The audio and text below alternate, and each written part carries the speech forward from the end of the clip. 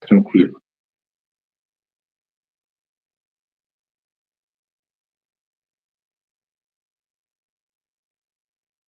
Boa noite, pessoal. Aqui é o Israel Luz e a gente está começando mais um Brasil em Foco, o programa do ILAESE, que é todas as segundas-feiras, a partir das 19 horas, no nosso canal do YouTube. Como sempre, a gente traz um tema de interesse da classe trabalhadora e nessa noite não é diferente. O programa está sendo gravado e você pode mandar as perguntas aí no nosso canal, que a gente vai tentando responder ao longo dessa semana. Bem? Na noite de hoje, sou eu mesmo que vou apresentar o material do ILAESE, que serve de base para essa edição. E o nosso tema é de grande interesse para os servidores públicos, mas também para a classe trabalhadora como um todo, porque a gente vai tratar da reforma administrativa, uma parte da reforma do Estado, né? E esse assunto, como a gente vai ver, está longe de se restringir a direitos trabalhistas de quem passou num concurso público e trabalha ou no município, ou no estado, ou a nível federal. Esse tema interessa a todo e qualquer trabalhador, porque ele tem repercussão na prestação do serviço público. Então, não só no direito trabalhista de quem trabalha no serviço público. E a gente parte a nossa análise de um questionamento, do questionamento de dois dos termos que são mais utilizados quando se fala na imprensa, quando se fala no Congresso, quando se fala no Executivo, da reforma administrativa, que é modernização e eficiência. Ninguém nunca fez uma reforma administrativa no Brasil para dizendo que queria piorar o serviço público. Há sempre um discurso de que o Estado é pesado, de que o Estado é ineficiente, de que o Estado é atrasado e que ele deveria, para superar essas supostas características, tomar formas de gestão próprias da iniciativa privada, próprias das empresas capitalistas privadas, o que, segundo essa tese, faria com que o Estado se tornasse, então, um bom prestador de serviço para a população e um bom empregador para quem trabalha nele. Será que isso é assim? Vamos ver, vamos conversar aqui um pouco sobre o debate atual da reforma e a gente vai ver se isso é real ou se não, se faz sentido ou não. Agora, para a gente falar das informações concretas relacionadas à reforma administrativa, é muito importante que a gente parta de um ponto que raramente é considerado nessa discussão, quando não é abertamente negado, que é o fato de que o Estado ele não é um conjunto de instituições, né, do parlamento, da presidência, dos governos, das empresas estatais, um conjunto de instituições que é neutro, ou seja, que existe para o bem comum, simplesmente. A gente não pode partir desse pressuposto, que é o mais comum nas análises que tem por aí. Ou seja, de um Estado como um mediador entre conflitos de grupo ou de classes. Um Estado que está ali no meio, né, tentando fazer o meio de campo entre trabalhadores, patrões. Não, do ponto de vista do ILAESE, o Estado ele é um Estado é, formatado e um Estado funcional aos interesses da classe que detém a propriedade das grandes empresas, dos grandes bancos. Por isso que a gente diz que esse Estado é capitalista, ou seja, ele não é neutro em termos de interesses mais gerais. Ele é um Estado dos e para os capitalistas. Portanto, quando a gente fala de reforma do Estado, reforma administrativa, a gente não está falando das mudanças de qualquer conjunto de instituições, mas a gente está falando da reforma desse Estado. É por essa razão que muitas das propostas concretas elas giram em torno da criação de melhores condições para os donos do poder, para os donos do Estado.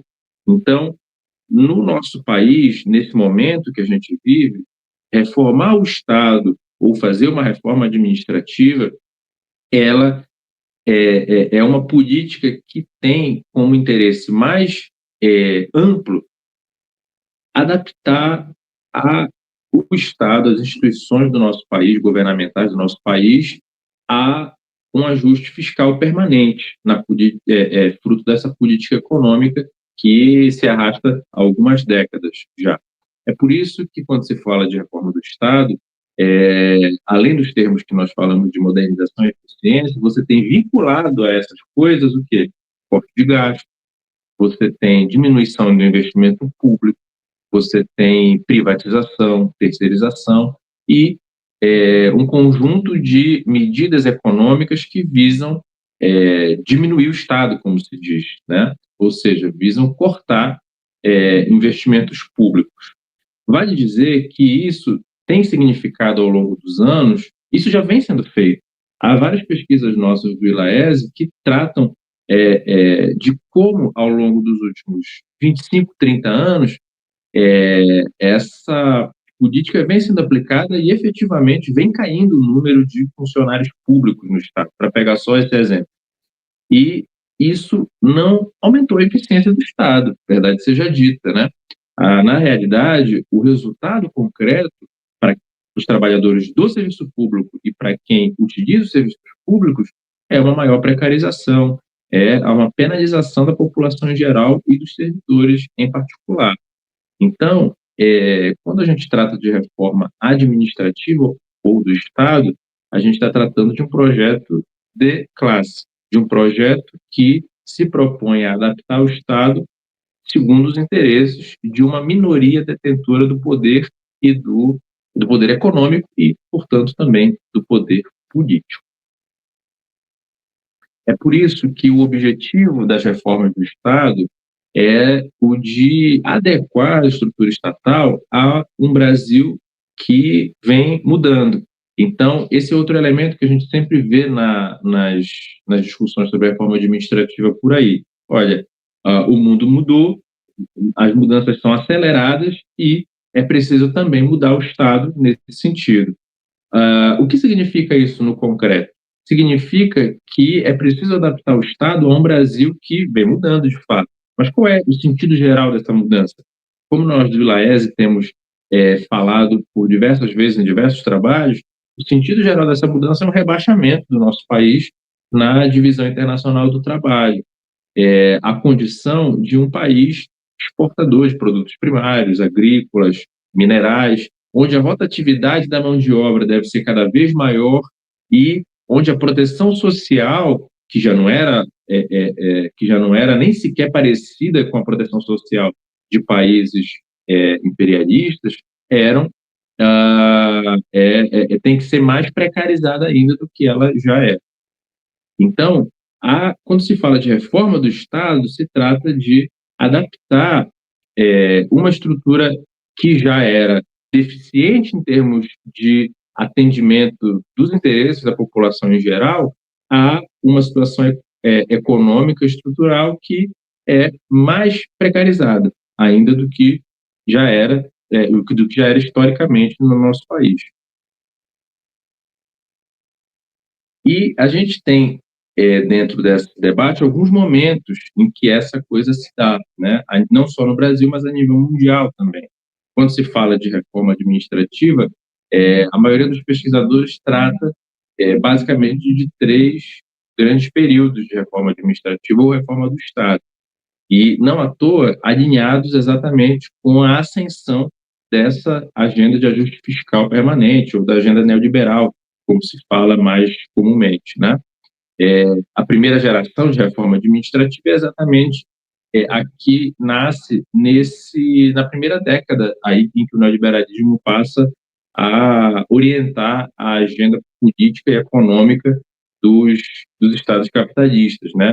Eu estou falando dos anos 80, quando há o governo da Margaret Thatcher, do Ronald Reagan, que começam nos Estados Unidos, no Reino Unido e há também em alguns outros países, começam a implementar essa forma de gestão da economia com efeitos diretos no corte de investimentos públicos, né? E na modificação dos serviços públicos. Há uma segunda geração que nasce nos anos 90, né? E que já traz ao mesmo tempo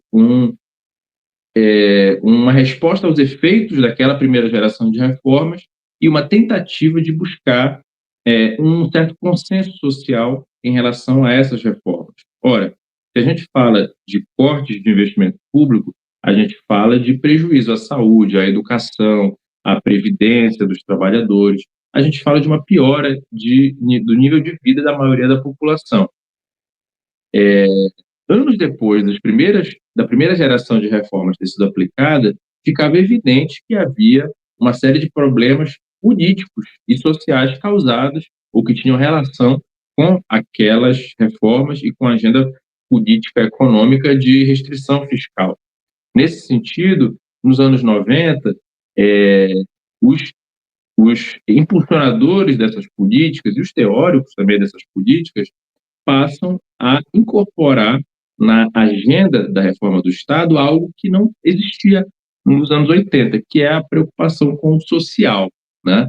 Quando eu falo social, é importante que a gente perceba e note aqui que o social tem um conteúdo talvez diferente do que é para mim e para você que está assistindo aqui.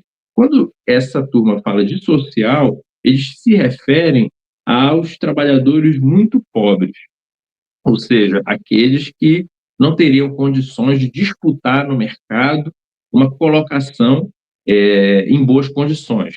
Então, são aquelas pessoas que não têm renda, aquelas pessoas que não teriam a condição de lutar pela sobrevivência, digamos assim, no mercado capitalista, e colocar de alguma maneira. É por isso que, nessa segunda geração de reformas, vem muito forte a ideia das políticas sociais focalizadas, ou seja, daquelas que dizem, e isso é muito comum ainda hoje, tá? Essa ideia, vocês vão reconhecer isso, que dizem, para eu ser mais eficiente nos meus gastos públicos e, ao mesmo tempo, atender demandas sociais, eu tenho que voltar e direcionar esses gastos públicos para essa fração mais empobrecida da classe trabalhadora. E o resto que discute a sua sobrevivência no mercado capitalista, já que tem condição de saúde ou condição social para isso.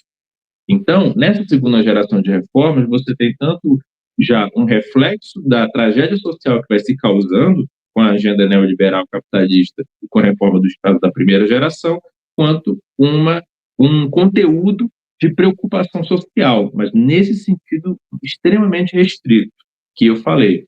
Sentido que ele não ficou lá atrás, né? Ainda hoje, quando se fala da preocupação com o social, quando a gente entra na terceira geração de reformas, que tem como marco a crise capitalista de 2008, aquela em que bancos quase faliram, que bancos tiveram que ser salvos pelos estados capitalistas, como nos Estados Unidos, grandes empresas tiveram que ser resgatadas. Essa crise que até hoje influencia na nossa vida econômica, na nossa vida social, né? Marca o nosso período histórico, influencia na política, inclusive. Pois bem, nesse período vem essa terceira geração de reforma, e ela volta basicamente aos termos mais duros da primeira reforma, do corte de gasto, mas ela não abandona exatamente essa preocupação com o social nesse sentido restrito que eu falei agora há pouco, né? Porque, evidentemente, há uma piora geral de vida da classe trabalhadora em vários países. E, portanto, a gente está falando aqui não de um tema técnico, a gente está falando de política também, né? Então, é preciso que os governos que implementam as reformas do Estado busquem algum grau de consenso social, algum grau de aceitação dos trabalhadores em relação a essas mudanças que eles estão promovendo. Nesse sentido, é preciso garantir algum grau de proteção social, ainda que muito restrito.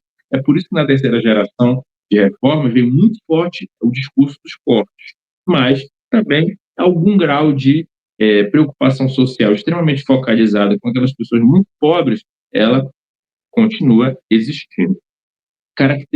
Bem característica dessa terceira geração, no sentido dos cortes profundos e do discurso neoliberal capitalista mais duro, né, é a PEC 32, que foi um grande assunto ali em 2020, né? Ela foi proposta em 2020, ainda sob o governo Bolsonaro, e foi a proposta inicial dela, pelo menos, era o resumo de uma política fiscal extremamente violenta contra a classe trabalhadora. Essa PEC 32 de 2020, ela foi uma proposta que era um dos carros-chefes do governo Bolsonaro e do Paulo Guedes, que era o ministro, né, da Economia naquela época, mas ela foi barrada por força da mobilização dos servidores públicos, né? Ela foi, o caráter dela de corte de serviços de atendimento de serviços públicos e de piora dos serviços públicos conseguiu ser traduzido e ela acabou ficando engavetada. Ela ainda existe, ela ainda não está completamente anulada, ela está lá pelas gavetas do Congresso Nacional. Mas o grau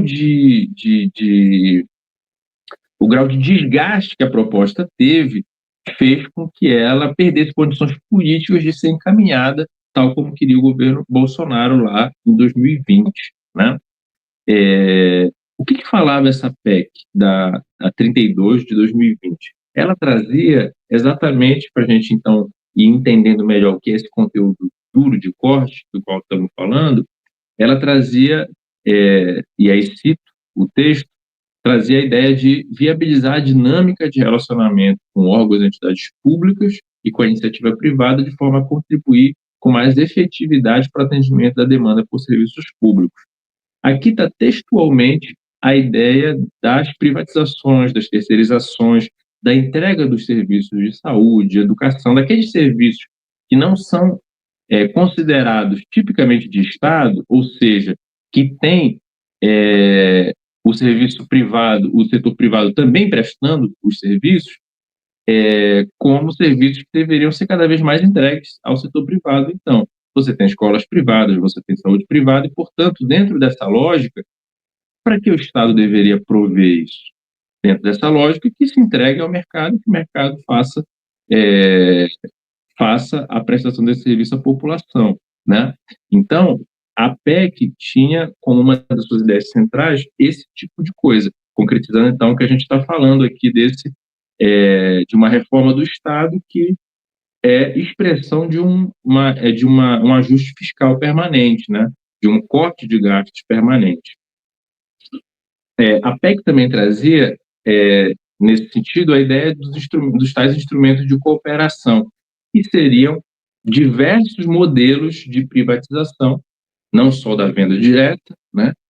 Mas que permitiriam fazer esse aprofundamento da entrega dos serviços estatais para o setor privado.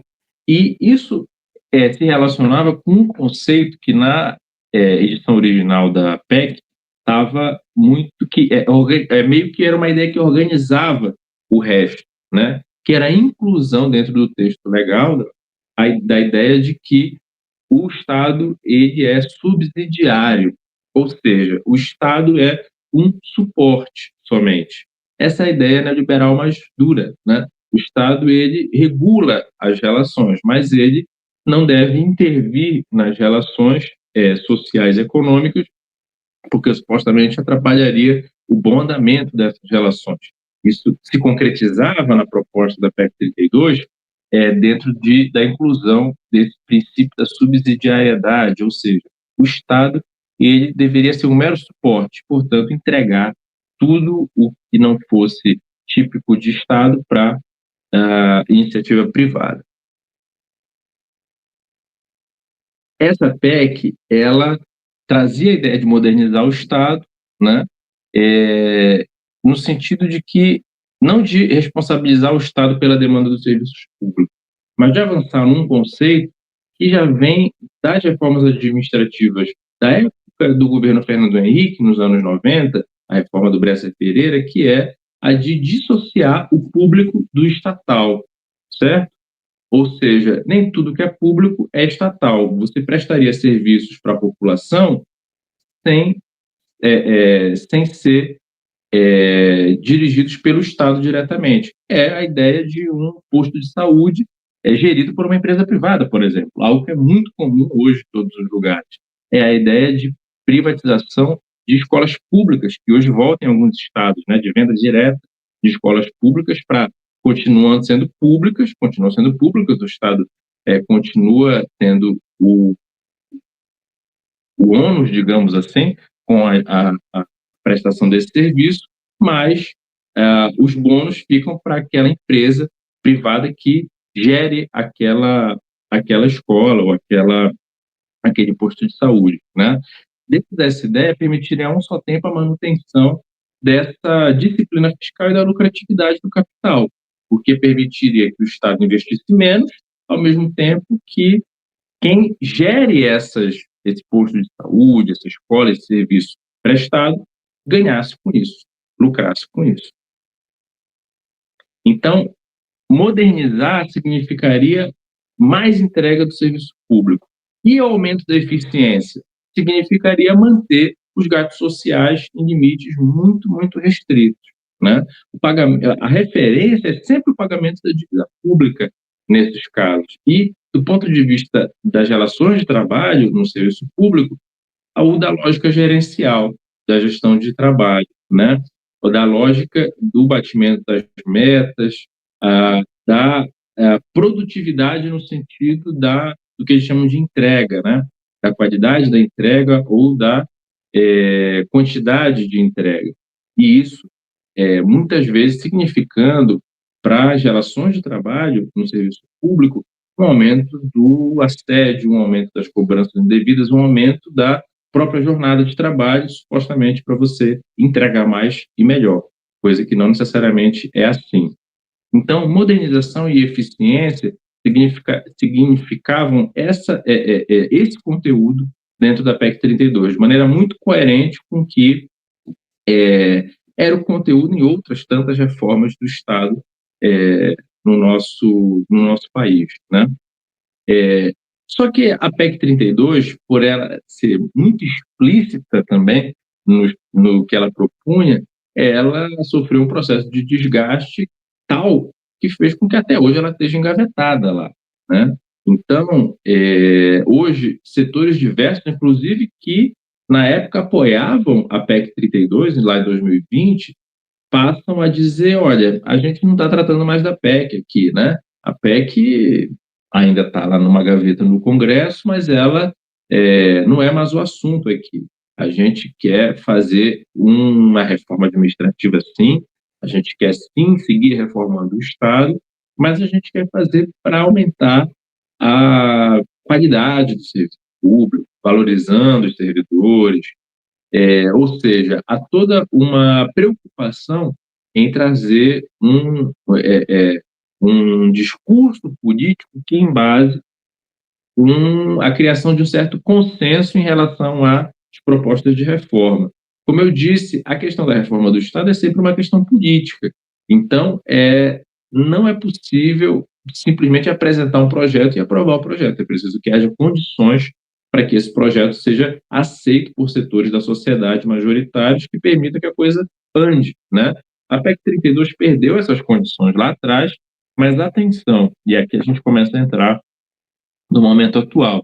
Isso não quer dizer que as ideias e os princípios que regem a PEC 32, e a gente viu alguns deles agora há pouco, eles estejam fora da mesa. O projeto está fora da mesa, segundo declaram todas as principais forças políticas hoje no Brasil. Mas será que as ideias que balizam aquele projeto, elas estão fora da mesa? Bom, vamos ver agora, né? Começando do Executivo, o governo Lula critica a PEC 32, né? Se opõe a apresentar um projeto global como a PEC 32, mas a gente identificou que há em curso uma aplicação de uma reforma parcelada por parte do governo, né? É verdade que não contida num projeto global como a PEC 32, mas há pelo menos dois aspectos que a gente quer chamar a atenção, que nós tratamos com os companheiros no setorial da Conlutas, que nos sinalizam que há uma reforma em curso nesse momento, embora não a partir de um projeto global, né? capitaneada por quem? Pelo Ministério da Gestão e da Inovação, que é exatamente o ministério no atual governo que trata de temas como esse. Que aspectos são esses? Dois aspectos, então. Programa de Gestão e Desempenho, o PGD, e a questão da digitalização do serviço público. A gente escolheu esses dois temas aqui porque eles têm uma relevância particular, e para demonstrar o que a gente está querendo explicar aqui para vocês. Em primeiro lugar, o PGD, né? Então, o PGD, o projeto, esse programa de gestão de desempenho, ele nasce no último ano do governo Bolsonaro. Ele é instituído por uma lei, então, que propõe o quê? Propõe que haja uma avaliação do desempenho dos servidores naquele sentido de gerar a possibilidade de sanções caso o servidor não alcance as metas colocadas. Esse programa ele foi regulamentado não pelo governo Bolsonaro, mas ele foi regulamentado após o governo Bolsonaro, já pelo governo Lula atualmente, através de algumas instruções normativas, né? Esse programa ele é reivindicado pelo governo como um programa, tanto que é continuado pelo governo, regulamentado pelo governo atual, como um programa válido dentro da ideia de uma reforma de Estado. Há um material recente do governo que é uma cartilha sobre as noções que se traz para esse debate no momento, que é um Estado inclusivo, democrático e efetivo a serviço da população brasileira, lançada no ano passado pelo Ministério da Gestão e Inovação. E nesse material a gente lê o seguinte: o desempenho individual é ainda objeto de avaliação periódica por um sistema que não capta de forma adequada a contribuição dos servidores públicos às atividades que desenvolvem. Uma evolução recente nesse cenário foi a introdução do PGD, do Programa de Gestão e Desempenho. Isso nos chamou a atenção quando a gente estava preparando, então, essa análise para o seminário, né, da Conluta, porque significa que o PGD, então, do final do governo Bolsonaro, é tomado como uma evolução no sentido, pelo governo atual, como uma evolução no sentido da melhoria da qualidade do serviço público prestado. Tanto que, segundo dados disponibilizados no painel de aplicação do PGD pelo governo federal, você tem um número bastante significativo, né, de instituições que aplicam o PGD. Esse número aqui de 88% considera aquelas do Serviço Público Federal, certo? Que já tem em execução o programa de gestão de desempenho, né? Aqui a gente vê por natureza jurídica, em que as autarquias elas se destacam entre as que têm o PGD em execução. Uma autarquia, por exemplo, que tem que é um bom exemplo no sentido de expressar essa aplicação do PGD, é o INSS, por exemplo, certo? E, do ponto de vista, quando a gente detalha essas instituições, a gente vê que, particularmente na educação, você tem um grande número de instituições hoje que aplicam esse programa de gestão de desempenho. No caso aqui, essa coluna principal que a gente vê é das universidades, certo? O que a regulamentação do PGD traz? E que nos chamou a atenção exatamente por significar uma continuidade entre a política do governo anterior e a política do governo atual. Nos planos de gestão de desempenho dos diversos órgãos, IBAMA, INSS, IBGE e outros que já têm o PGD, nos chama a atenção que há políticas como passar os custos do teletrabalho para o trabalhador. A gente sabe que, a partir da pandemia, o teletrabalho se generalizou em diversos órgãos públicos, mas sempre houve uma preocupação por parte dos trabalhadores, correta, né, de que, em se tratando de trabalho, naturalmente as condições que deveriam permitir a execução desse trabalho deveriam ser dadas pelo empregador. no caso pelo governo, né? Justíssima, preocupação justíssima.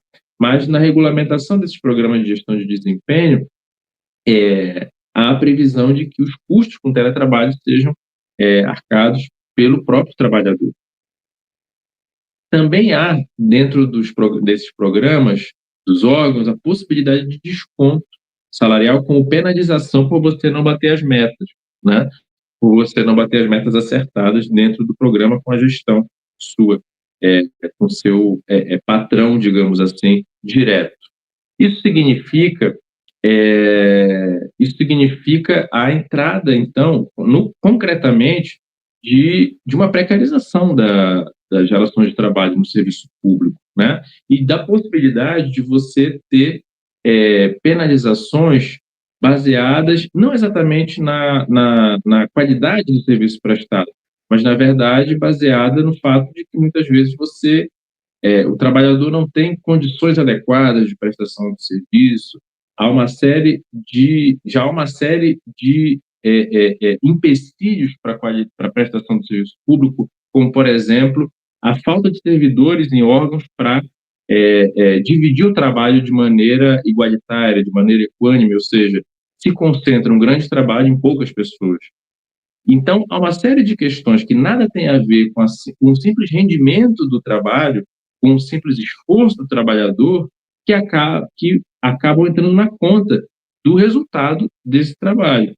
E, a seguir a lógica neoliberal, você pode ter prejuízo ao trabalhador por acabar tendo que fazer um sobreesforço para prestar o serviço numa condição que, na verdade, é completamente inadequada, né? Inclusive com ele arcando com os custos disso no caso do teletrabalho. Então, para nós, isso nos chama a atenção, há uma continuidade de política de gestão do Estado nesse sentido, apesar de, naturalmente, o discurso ser bastante diferente, né? Há outras questões também que nos chamam a atenção. No edital do chamado Enem dos concursos, do primeiro Enem dos concursos, havia lá o seguinte texto: o banco de candidatos aprovados em lista de espera poderá ser utilizado para a contratação temporária, e destaque nosso, né, pelos órgãos e entidades aderentes a esta edição nacional do concurso público nacional unificado. Significa que, a partir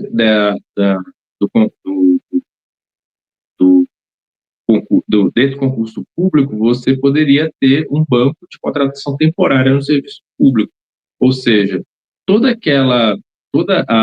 o debate sobre a necessidade de você ter servidores públicos com iguais direitos, com iguais condições, ele também fica prejudicado por mecanismos como esse, porque na contratação temporária você teria trabalhadores e trabalhadoras realizando o mesmo serviço de um servidor que foi aprovado no concurso público e que foi chamado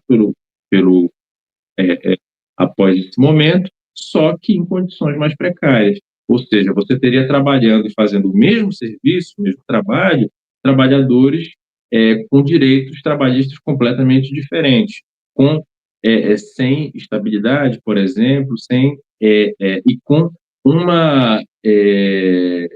com uma condição de trabalho que acabaria por ampliar e repercutir no serviço público uma realidade que é a da pulverização da classe trabalhadora, né, nos diversos vínculos dentro do local de trabalho, que tem efeitos na organização da classe trabalhadora que são importantes que a gente note.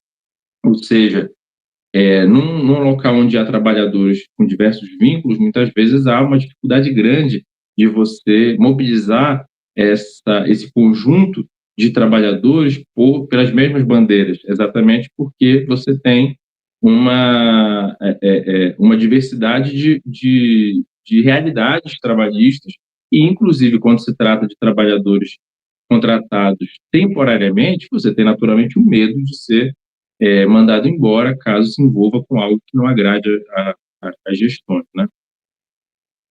Uma outra dimensão disso ainda é a questão da digitalização dos serviços públicos. Essa é uma política permanente de Estado, né? e, evidentemente, aqui não se trata de ser contra a digitalização do serviço público, em tudo que a tecnologia puder auxiliar a prestação de serviço à população, ela deve sim ser utilizada, mas, evidentemente, que a gente não pode desconhecer a realidade em que isso acontece. E uma das contradições graves, dita inclusive por órgãos do governo, certo? Não é o Ilaese que está dizendo isso aqui, é a de que há uma grave realidade de exclusão digital no Brasil. E, portanto, você, ao digitalizar os serviços públicos, ao contrário de democratizá-los, você pode restringir o acesso a ele. Pensemos, por exemplo, nas pessoas idosas, que são cada vez mais numerosas no nosso país, né? Que muitas vezes hoje não tem uma agência do INSS para recorrer a alguma necessidade, mas tem que entrar no meu INSS, tem que usar um aplicativo, e, curiosamente, às vezes até pagar para isso, né? No seminário, alguns trabalhadores do INSS, inclusive, falavam que em algumas cidades do Brasil você tem pessoas criando cobrando para criar a conta, para acessar a conta para o aposentado, né? Ou seja, você vai criando um mercado em que o aposentado, na verdade, longe de ter autonomia, ele vai tendo que ter mais gasto, nesse caso aí, para poder acessar o serviço, o que, evidentemente, está longe de ser o ideal, né? Bom, essas são algumas questões relacionadas ao executivo, mas há também correndo, atualmente, uma agenda a partir de um GT, de um grupo de trabalho criado na Câmara dos Deputados para tratar de reforma administrativa. Há um diálogo permanente entre o executivo e esse GT aqui da Câmara dos Deputados, né, que que deve apresentar uma proposta agora, no primeiro semestre do mês de julho, né? Estão sendo realizadas uma série de audiências sobre esse tema na, na Câmara dos Deputados, mas o que a gente pode adiantar pelo discurso e pelo que tem sido apresentado também é que, como sempre, as propostas declaram focar na eficiência dos serviços públicos, né? E que o foco não seria o ajuste fiscal, mas seria exatamente melhorar o serviço público para a população.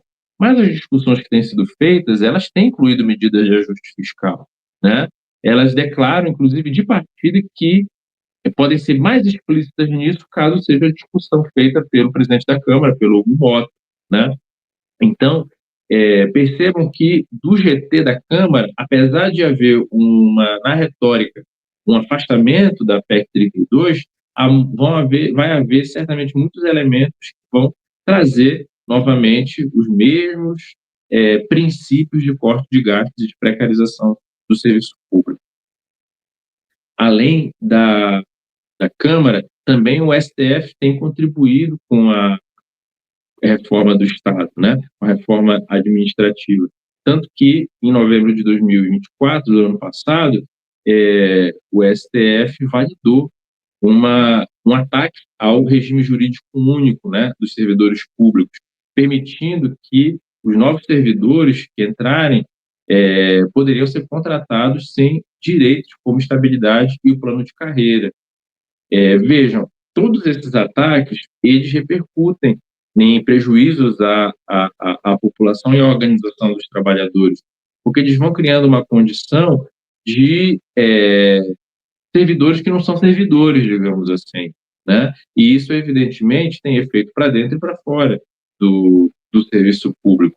E a participação do Executivo, da Câmara e do STF indica para nós uma agenda de Estado, uma agenda que transborda os poderes particulares, uma agenda que busca contribuir, no mau sentido, para a aplicação dos cortes de gastos. Vejam que todas as medidas que nós falamos, de uma maneira ou de outra, elas dão passos no sentido de uma maior entrega dos recursos públicos à iniciativa privada, ou à entrada de uma lógica de gestão privada do trabalho dentro do serviço público, né?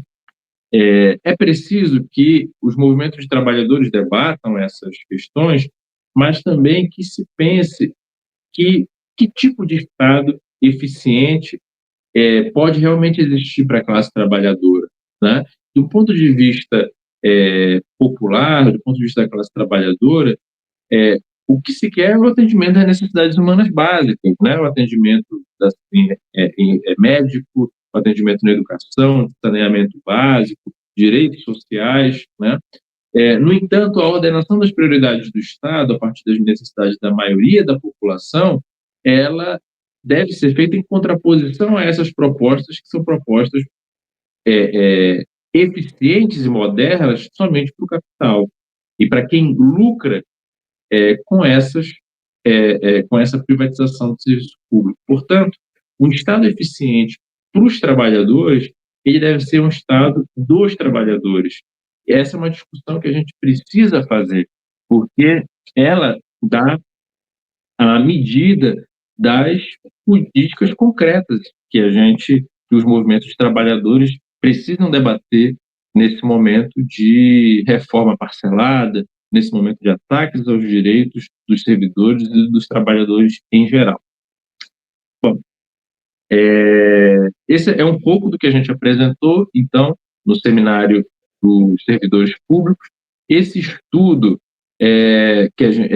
com esse capítulo sobre a reforma administrativa e sobre outros temas pertinentes a isso, vai estar disponível no site do ILAESE, ilaese.org.br. Eu convido todo mundo a baixar o estudo, lê-lo na sua integralidade, para que a gente possa avançar, então, nesse debate. Por hoje é só, pessoal. Na próxima segunda-feira, a gente tem mais Brasil em Foco. Um abraço.